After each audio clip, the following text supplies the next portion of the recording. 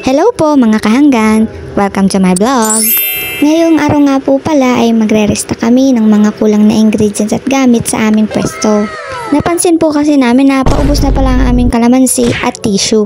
Tapos ang malalapan nito, wala na pala kaming itlog, ay kainaman din. Una nga namin binili ay itong dalawang tray na itlog. 220 po ang isang tray kaya bali 440 po lahat. Tapos ang size po ay medium. Dito nga po pala kami bumili sa may poultry farm. Sobrang lapit nga lang po pala nito sa aming pwesto. Hindi ko na nga lang po nabidyohan ng ayos pero marami po sila dyang kulungan ng manok. Buti na nga lang at may nahanap kaming ganitong poultry. Mura na, malapit pa. Sa totoo lang po kasi kung sa palengke ka bibili, ang isang tray sa pinakamaliit na size ay 260 na. O diba kainamang mahal?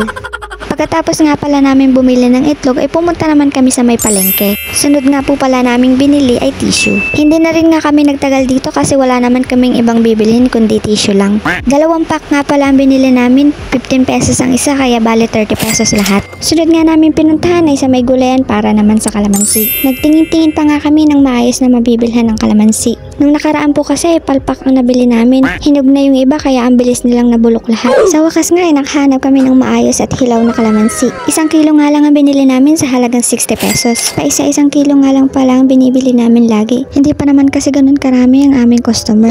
Pagkatapos nga namin sa kalamansi ay nag-crave naman ang kuya ko sa tuyo. Sakto nga at merong ganitong pwesto dito sa palengke na makakabili ka ng kilo-kilo na tuyo. Sap-sap nga pala ang naibigan ng aking kuya.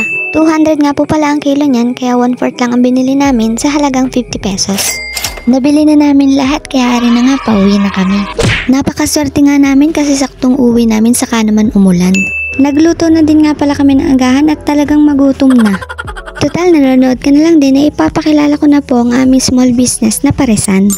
At ari na nga po ang aming tindahan, Kidlat Pares Hub nga po pala ang pangalan. Wow. Located at Sitio Nara, Litiboro 2, Socorro, Oriental Mindoro. Naks, naka-English din naman eh. Malapit nga lang po pala ito sa may Litiboro National High School, sa may simbahan at katabi po mismo ng Flying V. Ipapakita ko na din po sa inyo ang aming dining area. Wow.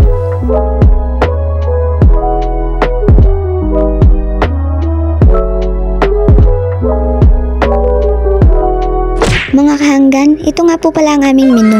Available po sa amin ang pares, mami at lugaw. Meron din po kaming short order ng lomi, pansit at spaghetti. Kung meron namang okasyon at tinatamad kang magluto, meron naman po kaming bilao orders. Meron po tayong pansit, palabok, spaghetti at carbonara. At ito nga po pala ang isa sa pinagmamalaki namin, ang chicken binusog. Wow. May 2 choices po yung nasa gitna, chow fan rice at pansit. Kaya po namin ito pinagmamalaki ay dahil hindi po gaanong kilala ang chicken binusog sa aming lugar.